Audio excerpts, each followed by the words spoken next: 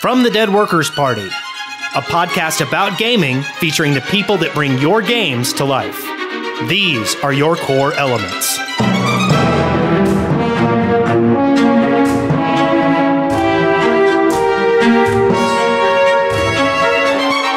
Core Elements, episode 51, recorded on October 22nd, 2013. I am Wes Wilson. I am Spencer Williams, and with us today is Davey Wreden. Say hello, Davey. Hello, how's it going? And we actually learned before the show, before you joined us, that it is Wreden. It is a long... Wreden. Yes. Davey Wreden. We learned. Wes is now two people. Yes. We're all learning. Yes. Well, the chat room was here. You just weren't. Anyway, Davey is with Galactic Cafe, the makers of the brand new Stanley Parable that just came out. And you've been having a pretty hectic week, haven't you? Well, there's been a lot. It has been a whole bunch. Yeah. What did you get any kind of a feel on what it was going to be like beforehand? No, none whatsoever. I mean, maybe when the demo launched, yeah, possibly that was sort of an indicator, but like a lot of people have told me that they just that going into this that they're like, oh yeah, of course what you're doing is gonna work. But man, oh man, we had no idea. We really didn't, because we sort of threw out like every piece of textbook wisdom on how to promote and release this thing, right? And did something just completely our own, and there is no guarantee that that's going to work, And I and everyone on the team knew that, and we were prepared for it to go either way. Yeah. Yeah. Well, I mean, I think you had kind of a little hint of it with the fan base that you had just off your mod. Yeah, but that's not even, I mean, it's still a long ways off from what I think ended up happening with the main game. Like, the fan base is amazing, and they're like such incredible people that have always, supported the game so much. But I think what the kind of response the game has garnered now goes well beyond just the popularity of the original game. Now it's like, I don't know, spread in some way or become a little bit more tangible in some way, where it maybe existed a little bit more as just kind of a thought or a floaty idea or a word of mouth kind of thing. And now it's like more people have actually had the ability to actually play it. And how does it feel to actually have money coming in towards you? It's in a long pipe. You're not going to see it for a little while, but it's there and it's heading your way. And how does that feel? Oh dear, this is very, very strange. This is a whole thing. This is really. Well, I know that that I played the mod a couple of years ago, and while I was playing it, my wife was sitting in a chair next to me, and she stopped doing what she was doing to watch me play your mod. And I think that says something in particular. Have you figured out a way to explain what you're doing without giving it away yet? What do you mean? Well, like, how do you? I mean, have you figured out a good description for your game besides you just have to play it? No, I haven't. I sort of like, there's a conventional wisdom that says figure out your game's hook, basically, yeah. Right? And that works for a lot of games, and I didn't want to do that for Stanley Parable. And like, when people or when I'm doing interviews or whatever, and people say like, so what's your game about, right? And I make it up every time, right? I every single time I try to make up something new, like a description or what's your game about or whatever, because I want to have to kind of like keep reinventing what I think it's about. And so like, obviously that's very tough for press, right? Because people want to know like, okay, but what actually is the game, right? What do you actually do? So I said, okay, well, the best way maybe to do that is to make a demo, right? So that people get what the sort of style and tone of the interaction and of the narration is and everything, so that I can go and do my little nonsense thing whenever someone asks me what what the game is about, and then be like, okay, but just go play the demo, right? And that was kind of our way of trying to synthesize those elements of staying true to the tone of it while actually giving people some sort of understanding of what the game is. And you did something kind of unique with your demo, right? I have not played the demo, but I read you talking about it. Do you want to explain why it's kind of different than most people's demos? Sure. Well, the demo has no actual content from the main game in it. It's a completely separate, standalone experience meant purely to convey what like the style of the game is, but not tell you anything about it. And the whole demo is constantly attempting to be a demo, but failing. Like literally attempting to be a demo, and not quite able to. Every time you're describing like anything about your game, I'm reminded of the marketing for the 3DS. Like, no, really, it. I can't. Here's a screenshot. It doesn't make any sense, but they're. Yeah, sure. Actually, well, there have been a number of things that I've felt that way about. Like, I remember when I was looking at like or when I was seeing coverage of Braid when it like way back, right? And people were talking about it, and they're like, you can rewind time, and I was like, what? Why does that? I don't get it. That doesn't, like, I'd see videos and like a dude would walk and then he'd reverse, and people would be like, yeah, you can like rewind time, and I'd be like, what? That doesn't make any sense. And I played it and I picked it up and started playing, and in about 10 seconds I got what that was, right? What it actually was. And there was almost nothing different happening than when I was playing or than when I was watching it, but for some reason it's something in my brain needed to click, and like I got it. Yeah. And that's what happens with the Stanley Parable. For those who are listening, like it's one of those experiences that you'll figure it out in your first real choice of the game. Shortly after that, you will figure it out what the game is about, and it will blow your mind. And the other great thing about the game is, as soon as you're done, you're going to play it again immediately. And if you play it any less than 3 times in a row, I will be surprised. Which is really weird for a 30-hour-long game. We will. You know that the fans need a near infinite amount of content, right? Like, that's the most important part, is to satiate a never-ending spiral of content consumption. That was kind of like on our priorities list. I can imagine the whiteboard for that. It must have been hilarious. Oh yeah, no, it was like terrifying. Like whiteboard walls, right? So it was essentially an entire building of like with every wall whiteboard wall. If you followed it all the way to the end, would you fall into an infinite void of terrifying sadness? Well, you discover yourself, and you. Okay. Yeah, right. So it's like, I think we're sort of playing the Stanley Parable right now. And are you ever not playing the Stanley Parable? That is an excellent question. On that. And we will talk more about that in a little bit. But first,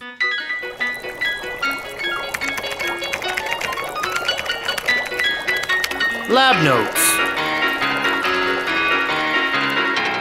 So my week has been kind of weird. It's been mostly littered with lots and lots of family stuff, and so my game choices have been very, very light. Primarily, what I have been doing is I have been playing Hearthstone and Candy Crush.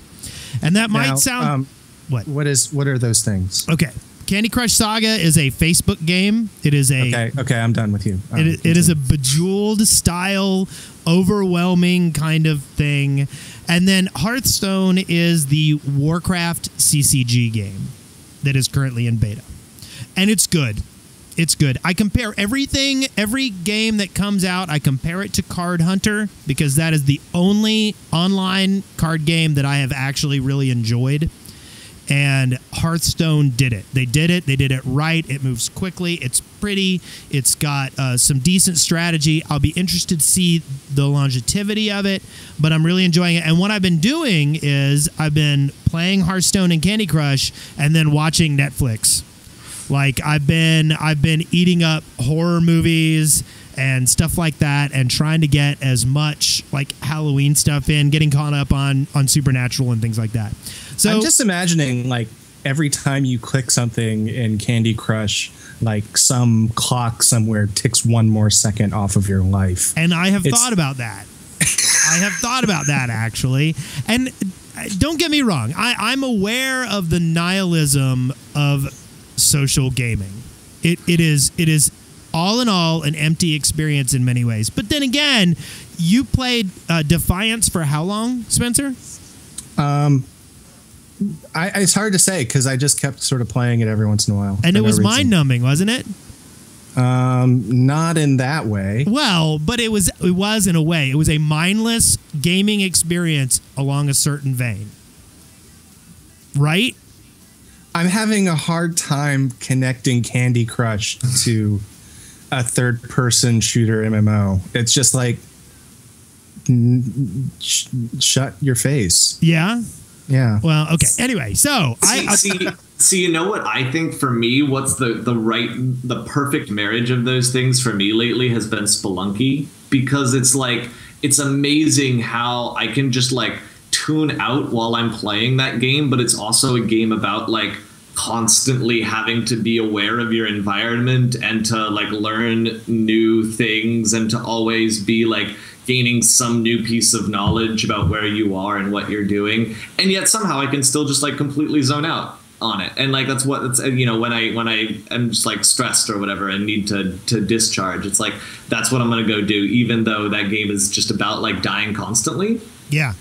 Essentially. Well, and that's, can I admit I've never even gotten past the tutorial stage on that. Well, and I've complained about this on another episode. I know lots of good gamers love Spelunky, and it just does not bite me. And yet I can sit here and play Candy Crush for hours, you know? Now I'm entertaining myself otherwise at the same time, but... Gross. I know. Wes. But I have to say I'm impressed with Hearthstone so far, and I hope they put a lot of work into it and keep it going. The second thing I've been doing is I finally picked up Guild Wars 2 again, because I love that game and I wanted to play it, and it's Halloween time and I was looking for all kinds of new content and I'm all excited, and so I picked it back up, and it is singing to me again, and I think it's going to be my MMO for a while. Singing to you. It does. It sings the song of Come Play Me. It's flirting and tempting you. It is. Well, and that's just, I mean, I love a good MMO, and I've dug deep enough into Guild Wars 2 to feel like I'm good and deep in, but at the same time, like I feel like there's a lot of stuff I only barely skimmed, so there's plenty of things for me to do. And I love the Halloween seasonal content that they do. Everything about it just makes me happy, and it feels like Halloween.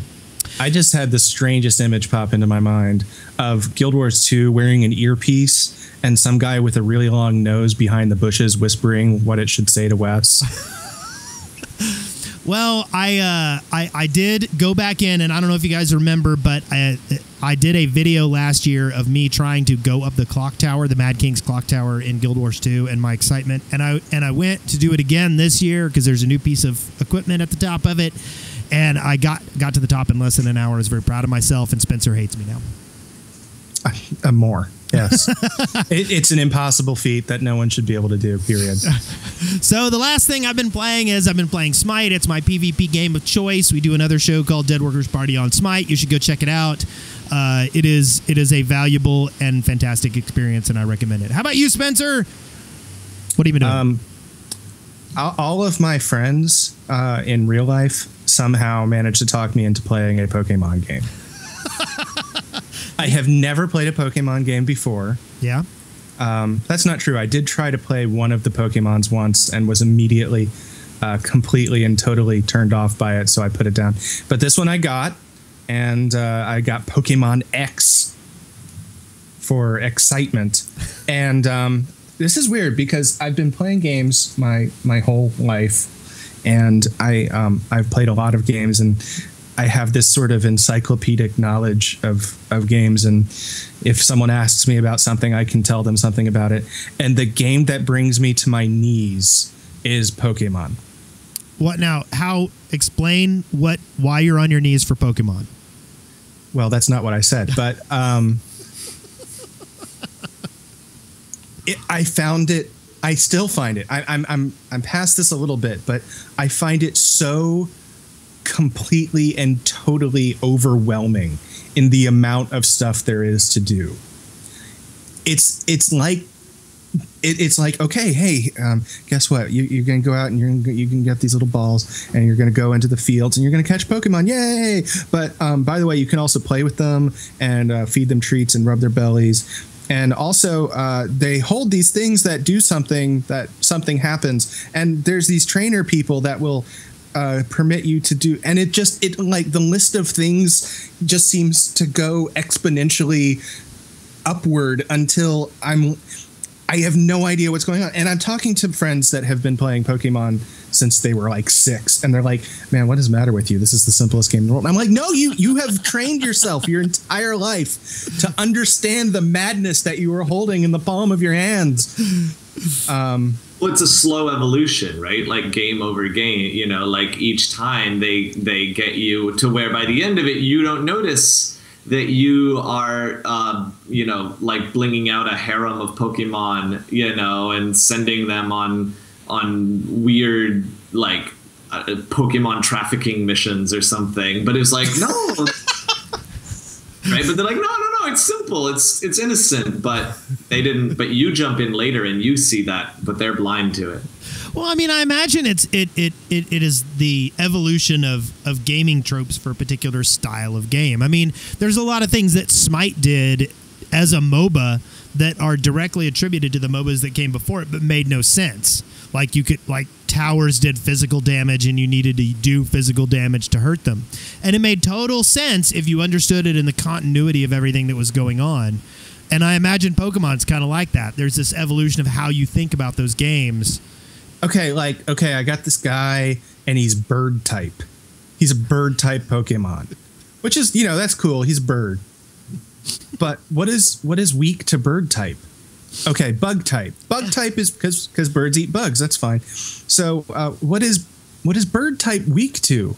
And I had no idea. I finally had to ask someone, and they said electricity. Well, yeah, totally logical. They're flying into power generators and exploding all the time. So there's just this complete, I don't know. It's just weird. And then like I've got other people on my friends list that are playing it. And see, for example, Faum, he sends this message out with this picture and I have no idea what's going on. It's just a bunch of Pokemon in a box. I'm like, what are you doing? And he says, I'm breeding 1st and 5th gen Pokemon to give away to people or to trade. And I'm still like, what? I don't, what are you talking about? It's Chocobo Racing. Says, essentially, he has built a puppy mill for Pokemon. Okay, fine. Way to turn it dark and depressing and sad and terrifying all at the same time. So, I mean, how many people, you know, did Chocobo Racing in Final Fantasy? You know, I think it's along those lines. So, I have talked enough about it, Pokemon. Thank you. I'm proud of you. It's not the most terrifying game I've played, but it's pretty terrifying. But you're on your knees the other thing, I have been playing Assassin's Creed 3 just sort of to get it off my list. Yeah. Did you play Brotherhood or what was the other one? Yeah, I've 100% every single one. Oh wow. Okay. And I'm not going to do it with this one. Really? It's just it's whereas we were just talking about Pokemon where there was this evolution of gameplay. I don't know that it's there with this. Yeah. It's still the same game. So, you know, they have been a lot of fun. Yeah. They sure have. Okay. But then the other thing, hold on, there's one more thing I have to say about it, because the first Assassin's Creed came out when, like, I'm going to say 2007. Probably somewhere around there. 2006, 2007. And it has this meta story that encompasses all of the games, right? So there's like the story of each game, and then there's the meta story that encompasses all of them.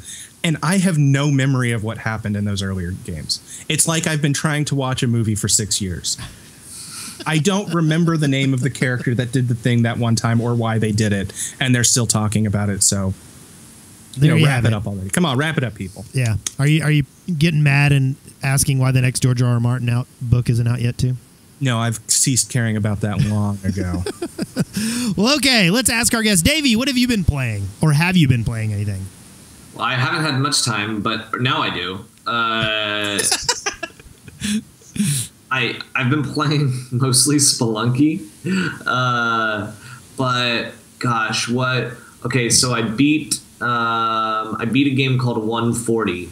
That's a lovely little kind of like rhythmic platformer by the sound designer who on Limbo, and that was very good. And you know what I've been playing actually just today that was really beautiful? A game called Device 6. Do you know about this? No. Okay, I have it on my iPad. However, Yes. my iPad case is so heavy that the game is tiring to play. But I'll let you explain it. Device 6 is incredible. You probably can't see it right on the thing, but there's like you scroll through and there's typography that you like turn and rotate your iPhone to be able to see, and then there are ways that you interact with that, and it's like exploring. It's an adventure game, right? It's like you're exploring literal geography represented through words. Yes. It's great. I'm loving it. So you'll be talking like in the story, your character will be like walking upstairs and the text is walking upstairs. And so it's scrolling in that direction. And then you'll come to like a juncture where you can go one way or the other. And the way you decide is you scroll the text in the direction you want it to go. And then you turn your device. It's just so cool. And what's great even more than that is that whichever direction you choose to go, the text will describe the character doing those things as though that were the only thing that they did. And so it's like the way that the text like loops around and wraps in on itself to tell like a different story, but it's all the same story. Like it's all one story, but the way that you move through it like changes how you read, like the order in which you read things like changes the story for you, but then you need to go back and it's describing a story like after you. It's all very, very meta and bizarre and awesome. Like, of course I like it. Yeah, like some other games that shall remain. Yeah, right, like other games that we don't talk about anymore. It's been out a week, man. Get over it. Yeah, gosh, when are they going to stop talking about this? I played Brothers also. I don't know if you guys have I've played. heard of it, but I have not. I want it really bad. I've heard so many good things about it, and it's one of those that I need to pick up. But my poor Steam account is just laden with unfulfilled dreams. Right. That I'm afraid to buy it. Yeah. Well, that one bumped up to the top of my queue of things to play because I've been hearing so much good stuff about it. And I wasn't actually super blown away by it. It was very nice. It was very charming. It was a very, very charming experience. I wouldn't say that it went a lot deeper than that for me, but there's been like, it's tough when like the response has generally been like very positive, and I felt like a little bit less positive than all of those things. You know, I was like, okay, all right. Yeah, I've actually heard it said. Someone said, I think this ranks in my top 10 games of all time. I can see it. I can see it. It just didn't work for me. Yeah, well, that's what it is, right? Yeah. Like that's what I don't know. I've been reading. There's a article that a very kind of strong-minded critic wrote recently about BioShock Infinite and about reviews for BioShock Infinite and about the near unanimousness of reviews for BioShock Infinite. Unicornness of the reviews for BioShock Infinite, like compared to his feeling that it was just not a good game. And so I'm trying to like stand up for myself a little bit more and be like, you know what, you liked that and that's cool, but I didn't. And because that's like a tough thing to say sometimes on the internet. I do that all the time because I dislike BioShock Infinite quite intensely. Yeah, and I would say that too, right? But like, I don't know. It feels like with something like Brothers, the game is so charming and doing all of these really interesting little things that I dislike. I want to give it credit in a sense. You know, I want to be like, well, they did a pretty good job. They did really nice, right? But I just personally, it didn't resonate with me, you know. So yeah, no, that works. I mean, I understand that totally. There's certain I do not get Spelunky, and I can't say it's a bad game because so many people that have good opinions like that game, but I will never start it on my computer again.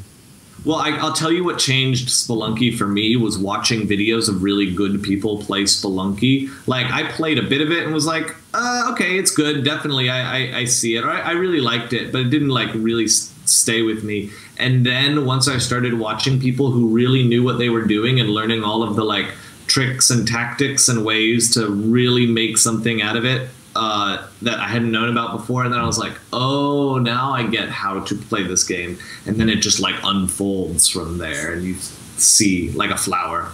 I'm feeling lately like a flower. I'm feeling lately that games like that, games that I have to learn anything to play, just I can't do it. Like, I don't have time. Like Pokemon, it's so hard. No, but no, along the same lines, what is it? What is the name of that Crusader Kings 2? I've been wanting to play that forever, but oh my gosh, I would have to learn it. And then Europa Universality and Reciprocity. Europa Universalis 4 came out, and I really want to play that, but oh my god. Yeah. I would have to learn how to play it. Yeah. And well, I mean, and then Spelunky, oh my god, I'd have to learn how to play it. There's a reason why I picked up Dwarf Fortress for only about 5 hours. I was like, I would like to. I know that this is something that I would like if I were to dig into it, but I can't imagine the amount of work I'm going to have to do to get there. So.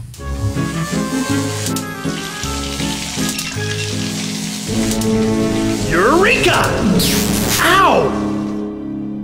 So the main thing I kind of wanted to bring up this week, Total Biscuit, who loved the Stanley Parable, by the way, has run into, he did a really negative review of Gary's Incident Day 1, or the First Encounter, or whatever it's called. And the company put a strike against the YouTube account and said that he was using copyrighted content. And he wrote a rather... They flagged it. Yeah, they flagged Copyright it. Flag. And did a DMCA takedown notice, basically. Yeah. And for those who don't know, reviewing a game is absolutely fair use. There's just no arguing with that at all. That when you're reviewing a game, bringing up the elements in your video is fair use. But additionally, Total Biscuit emailed through the game station, emailed the company, got a key to do a specific review copy, and other popular videos were not pulled down by the company. Additionally, there is some accusations that the Metacritic positive reviews were written by the company itself because they use similar language and it's all in broken English.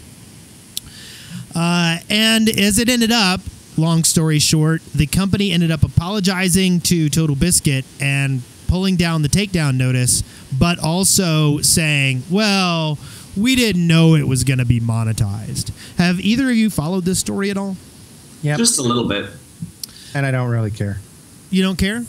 No. Well, I mean, as someone who does material on YouTube, this is kind of important. I'm waiting for people to take up the fight against copyright holders flexing their muscle with the DMCA.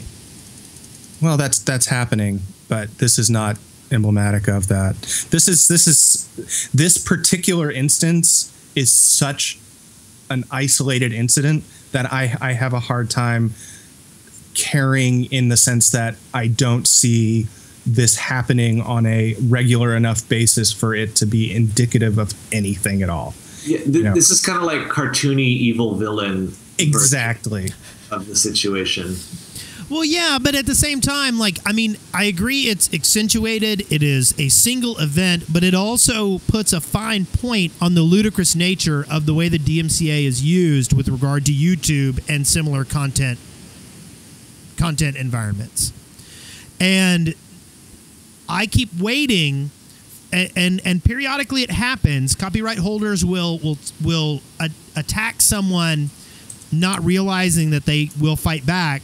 And I'm glad that they picked on Total Biscuit, because I feel like he'll continue to draw attention to this, and that pleases me greatly. Okay. I just don't see it happening like enough for it to matter. This particular kind of thing, the vindictive evil developer, which, you know, it's really hard to see how that exactly. What I'm imagining is one guy seeing it and getting pissed and doing something about it. I don't see it being the company's policy to DMCA reviews. Maybe that's the optimist in me, but well, I'm not saying it is either. But what I do think happens in a lot of cases, for instance, one of my videos that I made after the Nintendo press conference from E3 2 years ago got pulled down because it had Nintendo in the title, and that's different than this incident, because Nintendo has a blanket policy of taking down its material, which I don't think is good, but it is a different beast altogether. But my point is that the impetus on what is required to do a DMCA takedown versus how YouTube handles it. For me to stop a takedown, it requires, in other words, everything is on the content, the people claiming content ownership. I get that. And I just don't think this incident matters in the grand scheme of things. Yeah, I think that what the issue is a bit broader and more structural and a lot more invisible. Like, this incident is there's kind of like very clear sides to it, and it's cut and dry. Yeah, it's pretty cut and dry. I think that the bigger issue has to do with like the structural end of like the very invisible ends of like the people at Nintendo who have certain interests and investments that it's pretty impossible for like me to really know anything about. You know, I think to the extent that this is the kind of thing that can be pretty easily conveyed to me, like the terms and the sides, I think that's what says to me that this is kind of a little bit flash in the pan without like a real lasting. Well, but see, my point is not that this is the case that'll break it. I think this is the case that puts a fine point on the issues that come from more nebulous sources like Nintendo and Sega and companies that, you know, just do these blanket kind of DMCA notices on anything that has their name in it. Okay. So I'm hoping that this is good leverage for regular YouTube viewers to know how the DMCA is used with YouTube, and that knowledge to get people to speak out against the way YouTube and other content providers handle DMCA takedown notices. So, you see, it's still just whatever the Gary incident company. I don't see this having any leverage whatsoever over any publisher of note. Well, but I'm more. I'm not necessarily worried about the publishers. I'm worried about YouTube. I want YouTube to handle this better. Oh, I'm hoping I just don't see it happening anytime soon. Okay. Well, that's the pessimist in me coming. I think until YouTube starts seeing, for whatever reason, until there is some financial incentive to do so, this is the way it's going to be. And so far, there is no financial incentive to do so. And as the end users, we have very little way of putting any pressure on it whatsoever. Because, again, we're not really YouTube's clients. It's, the publishers that are YouTube's clients at this point. Okay, good point. Next, and this is just kind of a similar, like, is this a bellwether moment kind of thing. SimCity may get an offline mode after all. So after all that stink about how it can't be done, blah, blah, blah, blah, blah, in a recent article that I read on The Verge, there is mention of creating an offline mode for SimCity. So, question for my panelists: is this any kind? I mean, is this a situation where the failure of always-on DRM for things that don't need it, is this any kind of a bellwether moment? Is EA going to get any kind of a hint from this and not do this on future things, or is this just kind of a? I don't know on this one. Go ahead, Davey. Oh, I was going to say, to me, it feels like less a statement about the failure of DRM and more a statement of public relations between big companies and their fans. Like, to me, that was the far more notable thing that happened, was on, like, after the tech decisions had been made of, like, this is how we're going to release this thing, and this is what we're going to do, and it's going to go like this. Like, those decisions, to me, you know, for whatever they're, like, it seemed like at least there was a practical business, like, sensibility that might have gone into that. But the decision of basically everyone at EA to then just outright deny that any of those things were going on, and to essentially just toe a ridiculous party line, I feel like that was far more destructive to EA in this particular. I can agree with that shebang. Well, you know, I feel like there's this kind of similar story going on with those codes. Those, what were they called? The online access codes or whatever that EA in particular had championed. I don't remember exactly what they were called, but if you bought the new in the cellophane copy of the game, it would come with this code, and you could put it in and you get the whole game. If you buy it used, then you have to give Microsoft or Sony money to get the rest of that content. And that's going away. I feel like there was this sort of push in the last console generation that is easing off somewhat. And I don't know if that is because of a realization that they are, you know, anti-consumer policies, or if it's just because we're entering a new console generation that there's a lot of money to be made and they want to have the market be looser. You know, who knows? But I think they're kind of the same story. Okay, cool. And then on the last news story, the Steam Machine prototype specs were released. And Spencer, you weren't here when we got to talk about the whole Steam Machine and the controller and everything. But they're pretty significant. They're talking about putting Titans in the top level Steam machines. I don't know. Like they're saying here that if you were to spec out a Steam machine as they have stated on these specs, it would be between $1,700 and $1,800. Which Davey, would that run the Stanley Parable? Well, does it have an intrinsic emotion, morality, existential core? Well, I think the Steam OS runs Linux, so I'm going to say no. Okay, all right, yeah. No, I'm sure someone's developing, you know, like a patch now, but obviously, you know, this is the future that we dream of. So have I talked to you much, Spencer, about how you feel about the Steam Machine stuff? No, you haven't. How do you feel about the Steam Machine stuff? I have no idea what to feel about it. I don't feel like there's enough information. I think it's cool that Steam's trying to move into a sort of console space thing, but you know, I've heard good things about the weird ass man crotch looking controller, but I don't know anything else about it. So, any thoughts from you, Davey?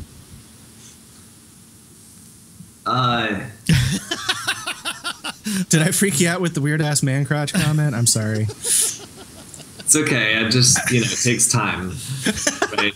I mean, the one thing that I have heard this might be a way to not necessarily build more PC gamers from console gamers, but definitely a way to provide PC gamers with more like console choices, I think.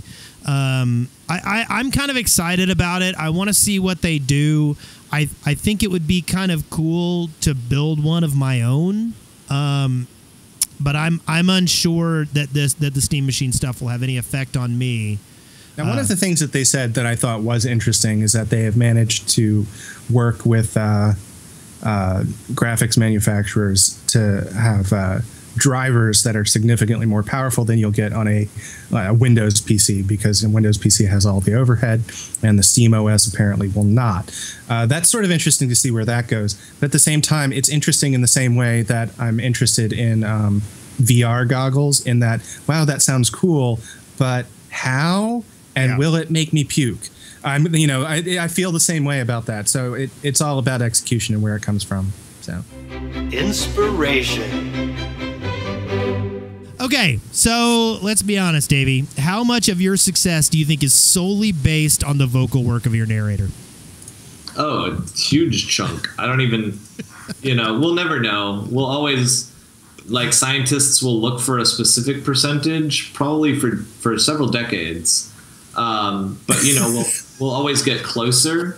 We'll like narrow in on it, like kind of, but we'll know it's like about, and then it's probably going to taper off at a certain point where like marginal, advancement is like not worth the resources, the like millions of dollars each year that we're funneling into this research. So that's my guess. So what you're saying is, like, in 10,000 years, some vaguely human ancestor, or sorry, not ancestor, descendant of ours is going to unearth like a copy of your game and Bastion, and they're going to try and figure out what's going on with these narrators, sort of. Yeah. Well, yes. Yes. Do you think that it would have worked with any other accent? Do you think the Python? Oh, no. It had to be British. Yeah. I mean, there was no question. That was just clear. That was. It wouldn't have worked. And I know that, like, there are. I don't know. I'm sure that there are, like, other, maybe like a French guy or something who could have done something interesting with it, but I'm sure there are like American actors who might have pulled it off, but no, it had to be British. It really. Do you think it's because they just have this subtle sarcasm in everything that they say? Yeah, right. I don't know. So there are people all the time who assume that I'm British, or the game is often like drawn this reference point between Stanley Parable and Hitchhiker's Guide to the Galaxy, or Monty Python, or these other things, and I think that a lot of people read a British sensibility into it, and I guess that's there. I've always enjoyed British humor quite a bit, and I think that the core of the game felt so innately British to me from the very beginning that it was like it just sort of drove itself in that direction without me really trying to. Right. Well, pardon me, I stuttered for a second there. So, like, a lot of your loyalty towards your game is probably based on the fact that the game came out as a free mod. Yeah. Do you think that this is kind of an intellectual oddity? I mean, how can you predict what kind of game could be released for free and then released as a pay model and people would still be excited about it? Well, you can't, right? That there's no, and I mean, I say this pretty uniformly across the board about like any sort of business practice related to games. Like, no one knows, no one has any idea, right? Like, I went to the smartest people consistently throughout this that I knew, people who are way smarter than me, and just said, what should I do, right? And you always, like, even really, really smart people, you'll always get well-informed responses, and usually they'll have at least some overlap. But in basically every case with a game like this, people are going to go, well, dude, I don't know, right? Like, I don't know what to do with this. Like, we made something really weird, and that was never a question, right? From the beginning, the game was always meant to be extremely kind of different and unique and weird, and like the rest of it from there is just like, well, what do we do with this now? we never knew, right? We were just always kind of taking it like one day at a time. Like, oh, what do we do now? Oh, okay, now that we've got this. Okay, what do we do now, right? So there was never a big plan for it, right? And in a lot of ways, we just got really lucky. But it was also like just kind of working with what we had and figuring out like, okay, this is the kind of game that we've got and what we're making, and there seem like there are people who like it. So let's try to make something for them. Right. And the fact that it was free, we gave out a lot of free content, like that builds all this momentum. You give someone something free that's interesting and they like it, and you give like another thing, and there's a practice of generosity, really, of giving, and you do that enough times. It's all about kindness. I know that's like, it sounds ridiculous, right? But I swear that's like, I really believe that, like I really do think that. And I think that like people notice, and it's not that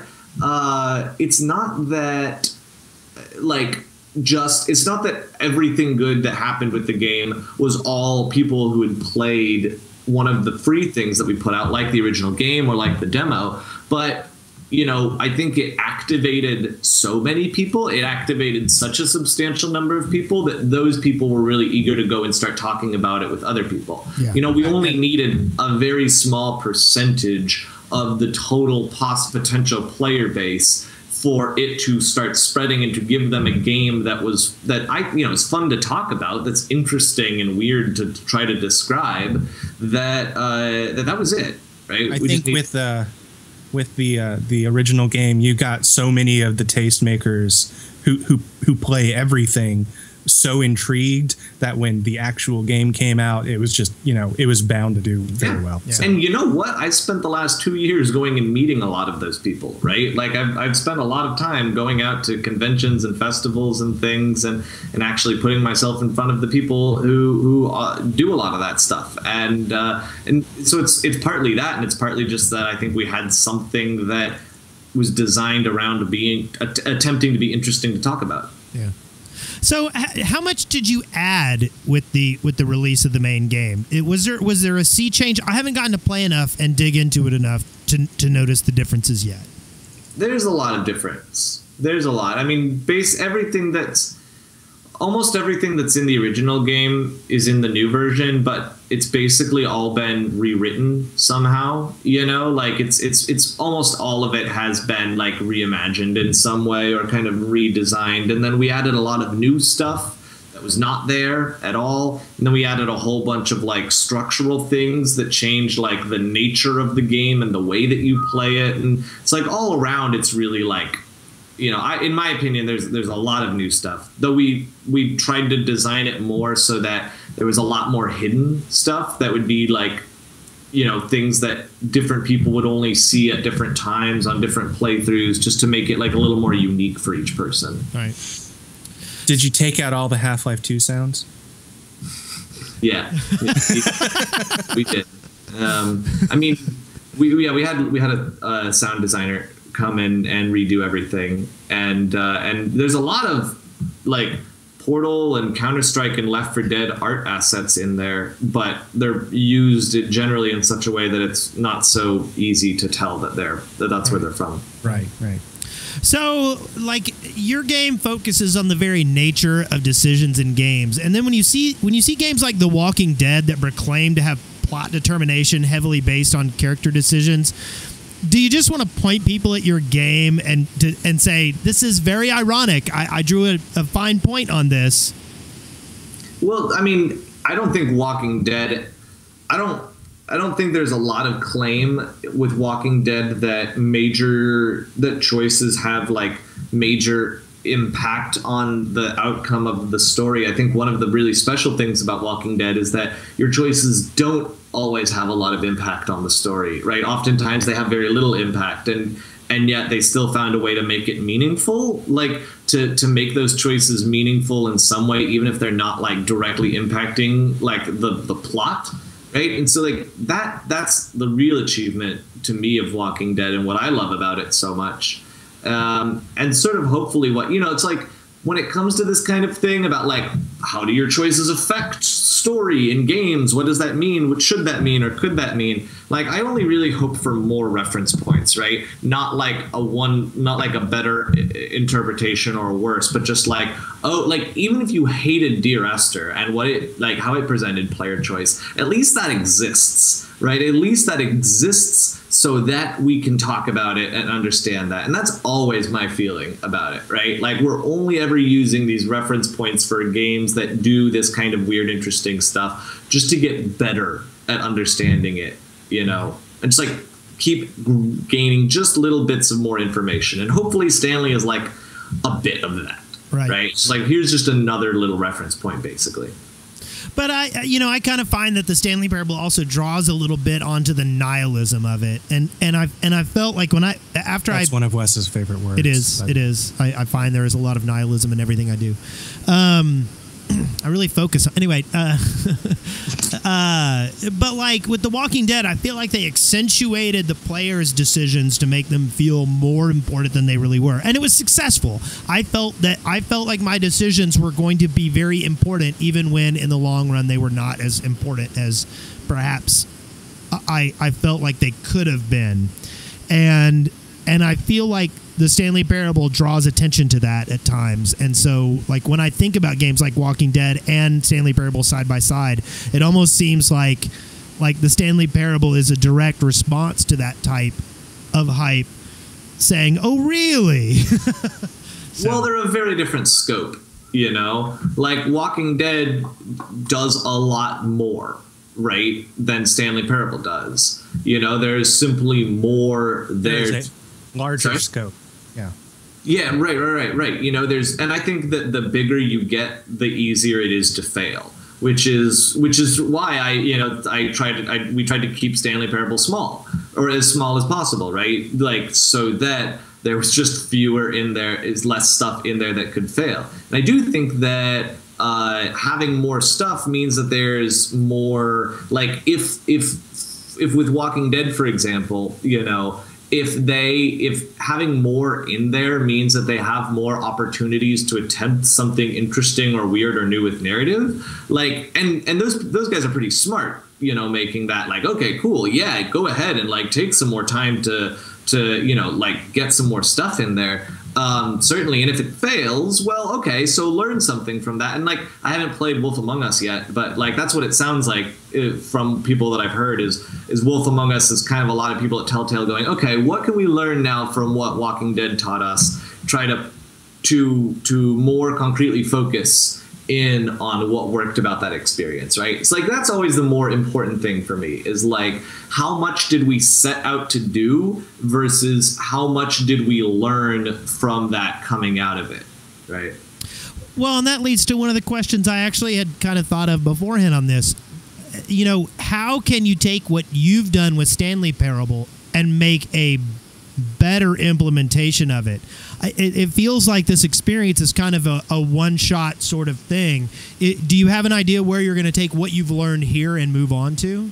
Well, sure, but you know, it's never about like improving or making the design better or anything. Like, it's always about, okay, what can I teach myself now that I never would have known if I hadn't taken on like this particular new project, right? Like, I don't want there to be concrete comparisons between my work. If there's ever like a too clear a lineage, you know, like, oh, there's like Stanley Parable, but they were trying to do this new thing, I think I'd feel like I wasn't going far enough. Right. You know, I think I want to feel like it's really hard to pinpoint like what they were trying to improve upon. That's unfortunate. I had a suggestion. And I guess now I was going to suggest like a Stanley Parable console or operating system where the narrator actually follows me around.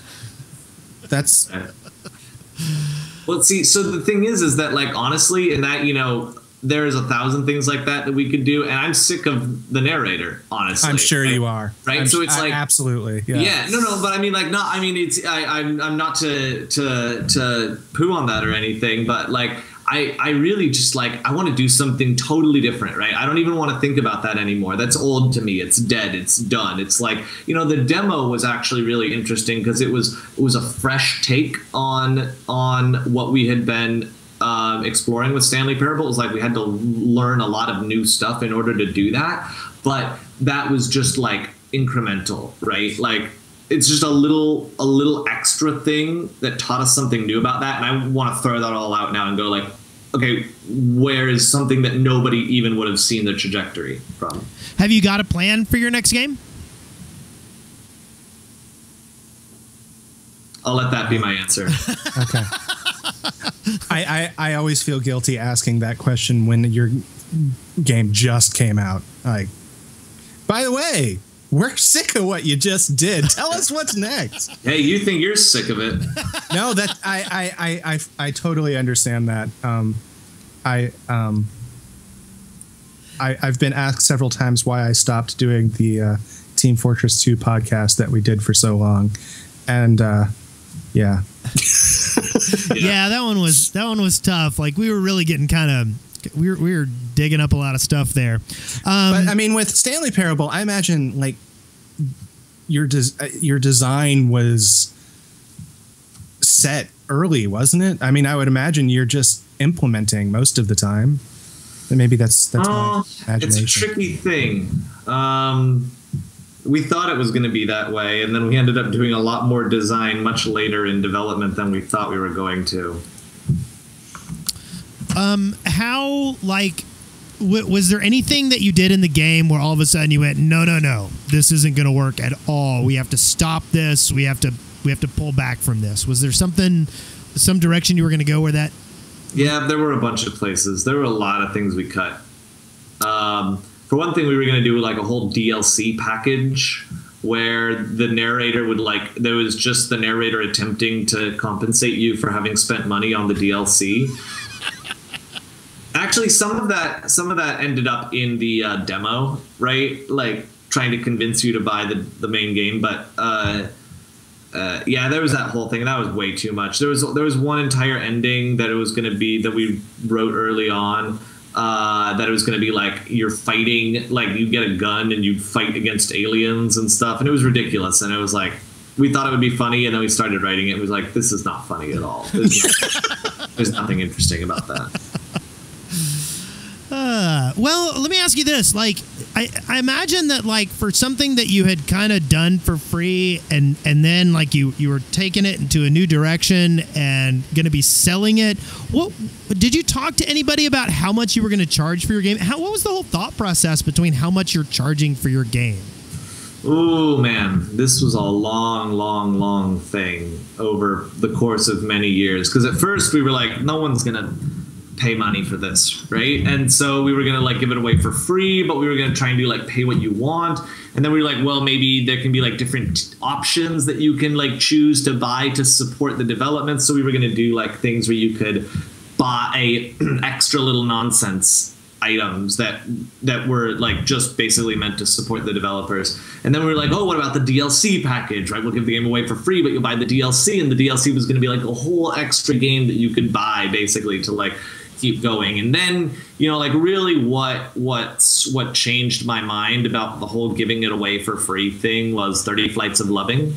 That happened, and you know, Brendan Chung charged $5 for a 15-minute game that a whole lot of people bought, and I was like, okay, I'll bet we could do that. Yeah. And we decided, okay, at least we'll charge money for it, you know, like we'll use price to convey that we're actually confident in this game, right? Like it doesn't feel right giving this away for no money. Right. I mean, was there a point where it went from being this bizarre experiment in your head to being an actual retail product? God, it happened very slowly, you know. Like every step of the way was like me knowing in the back of my head that it was coming, but not quite ready for it, and slowly being like, okay, I can tell that we're gonna, okay, $5, right? And then it was like, oh, I can tell that 10 is gonna happen here. We're gonna, okay, all right, 10. And then we only decided to go to 15 in the last few weeks before launch, when a bunch of people, I just showed the finished game to a bunch of people, and everyone was like 15. Definitely. Did you have any like weird personalities coming out of the woodwork, other game developer personalities like that wanted to like help you out with this? Because it's such a unique, snarky look at gaming that like I bet there was a lot of the indie gaming personalities who tried to reach out to you. Sure. I mean, do you mean like on a creative level, like or just in terms of general support and business? Because like a hey, you know, you've got a lot of stuff coming your way. This is awesome. Let me give you some advice on what I went through. Yeah.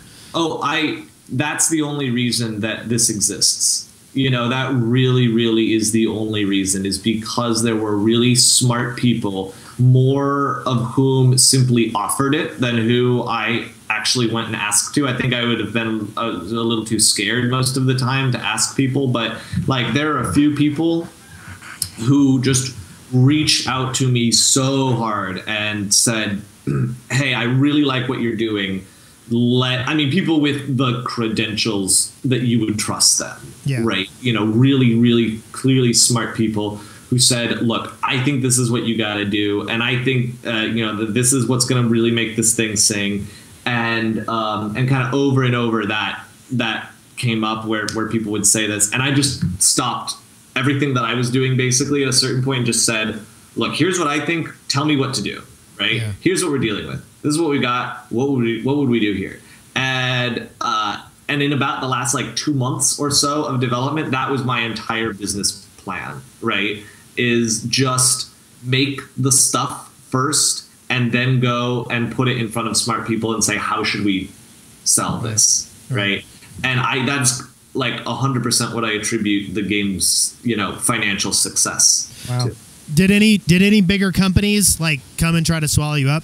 No. Okay. No, we're not there yet. I kind of wondered. I'm really resisting the urge to make a Peter Molyneux joke right now. But I'm looking forward to being purchased by David Cage, actually. Well, I think that will about wrap it up. We've been going for about an hour, and we're running a little late. I really appreciate you coming on the show, Davey. It has been a real pleasure. I am immensely impressed with your product and all your hard work, and I can't wait to play the rest of it. I did not even for a second bat my eye at purchasing the product after having played the source mod, and I was I did not contact you and say, hey, look, can I have some press keys? I went, I'm buying the game, can I get some keys for the listeners?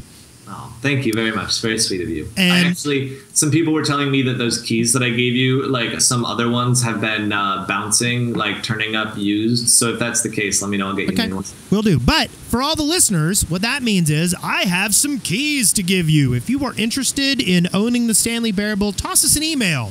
Let us know what you think of the show.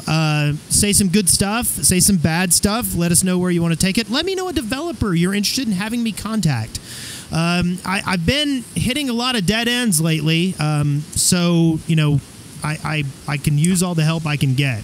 It's a weird time of year for developers. It really is. With right around PAX is always really, really bad. But I do have. I'm going to the Danny Elfman show in LA next week, and then I'm heading down to Minecon. So there will not be a show next week or the week after that. It will probably be 3 weeks before we get our next show. But I might actually be in studio with Wes. It's true. Next show, because I am moving back to Alabama. Yay! And we won't have to worry about all these Skype issues. I'll have pretty cameras, and then maybe I'll on the thing I'll make you as big as me on the screen. You are very large. I am. Well, I got the prettiest camera. And Davey? Yes. I won't make you listen to any more of this. Too sweet. Thank you very much for being here with us. Appreciate it. Thanks for having me. And everybody go check out the Stanley Parable and toss me an email and get a free key and listen to our other great shows. We've got a fantastic Minecraft show called The Shaft that records every Friday night. We also do a Smite podcast. We'll probably be bringing our 7 Days to Die podcast back at some point in time. And as always, tune into Core Elements. Follow us on Twitter, Core Elements Pod. And have a great weekend. Bye.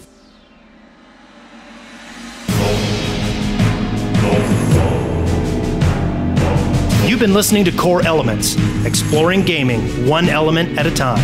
A podcast by the Dead Workers Party.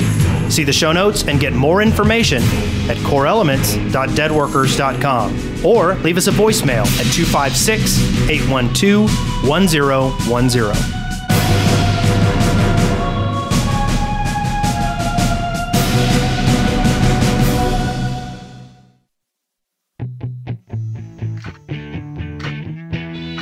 Dead Workers Party Network. It rubs the lotion on its skin.